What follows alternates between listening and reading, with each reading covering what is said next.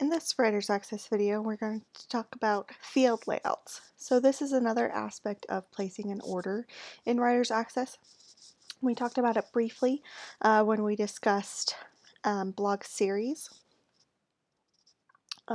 So to that end, I'm going to show you how to create a field layout and talk about what we use them for. So mostly we use them for blog series, but you can set them up for other things. So to that end, setting up a field layout, you'll go to Platform Setup, and we're in my parent account, so you're going to see a few more options here than are available in the child account, but the principle is the same.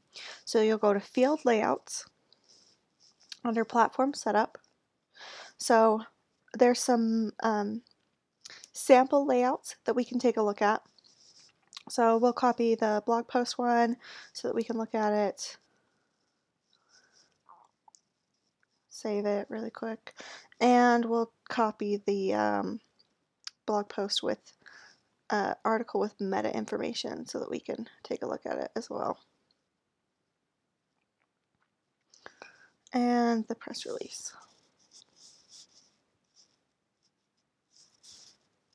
Okay, so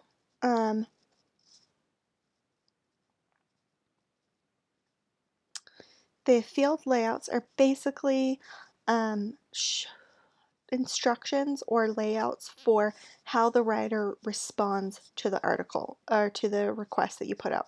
So for the press release, for example, so we'll take a look at that one.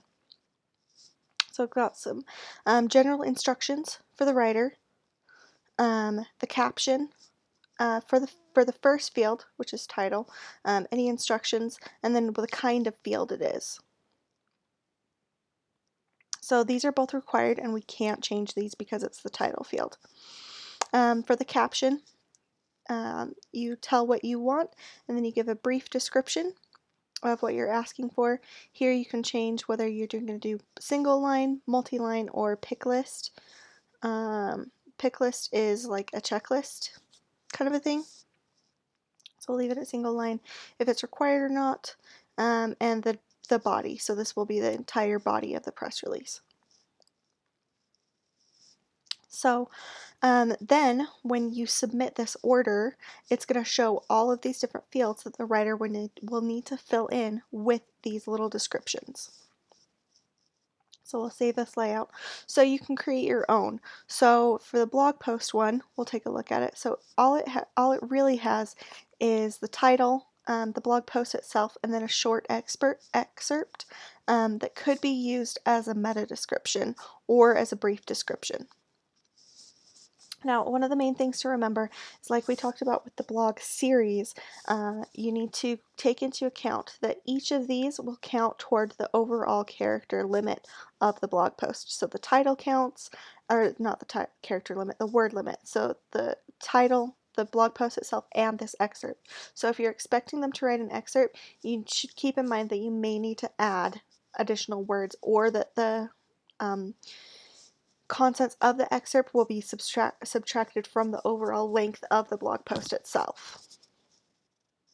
So we'll save that layout. So I'll show you what the blog series looks like. So it gives some brief descriptions, and basically all I'm asking for here is 4 distinct blogs. So I have a title and a body, a title and a body for the second blog, for the third blog, and for the fourth blog. So when a writer submits this, they will have 4 separate places where they can input the blogs individually. So I'll show you what this looks like once a writer returns it. And this is the project folders. We'll go over this later, but this is just for the purposes of seeing what the topic or what the blog series looks like. So here's a blog series that I got back for reviewer help. So this is what the articles look like when they come back, and so as you can see, I have a title and a body for the first blog, title and a body for the second blog. So it just helps the writer keep the blogs distinct from each other instead of having to put them all into one big long order like this and try and just make them distinct within one text field. Um, so that is what field layout is. We'll probably be creating more of these in the future, and you're more than welcome to create your own field layouts if you would like. If you do need assistance with field layouts or have other questions, please come ask any of the content SMEs and we'll be more than happy to help you out.